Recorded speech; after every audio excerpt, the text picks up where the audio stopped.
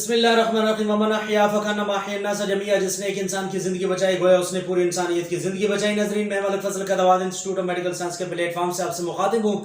آج کا ہمارا جو ٹاپک ہے وہ ہے DPHT، diploma public health technology.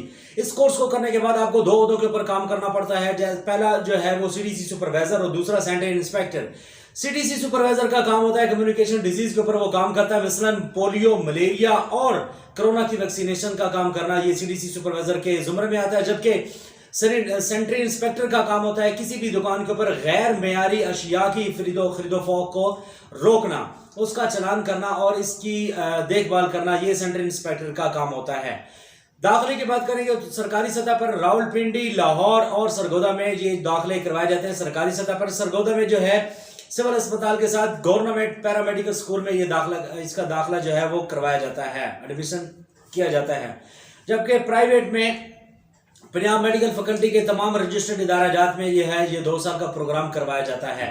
داخلے کی اہلیت کے بارے میں پتہ کریں تو میٹرک سائنس بایو کے ساتھ ہونا لازم ہے، یا FSC پری میڈیکل آپ کا ہونا لازم ہے، اس میں 45% نمبر ہونا بھی لازم ہے۔ اردو میڈیم یہ کورس ہوتا ہے، 2 سال کا یہ کورس ہوتا ہے، 1 سال تھیوری ہوتا ہے، دوسرے سال میں پریکٹیکل کرایا جاتا ہے۔ جبکہ 15 سال سے لے کر 35 سال تک کی حد بتائی جاتی ہے عمر کی۔ اس میں نوکری کی بات کریں تو RHC، THQ، BHQ، DHQ، teaching hospital اور ریسکیو ڈیولپمنٹ 2 آرمی کے تمام ہاسپٹل میں جو ہے اس کی جاب ملنا آسانی سے جو ہے وہ جاب مل جاتی ہے۔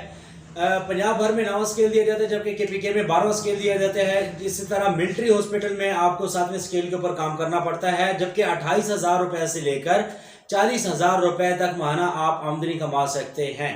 یہ تھی ہماری آج کی معلومات۔ نیکسٹ ویڈیو میں انشاءاللہ جلد ملتے ہیں۔ آپ سے درخواست ہے ہمارے چینل کو لائک کریں، سبسکرائب کریں، بیل آئیکن کو ضرور پریس کریں۔ اللہ حافظ۔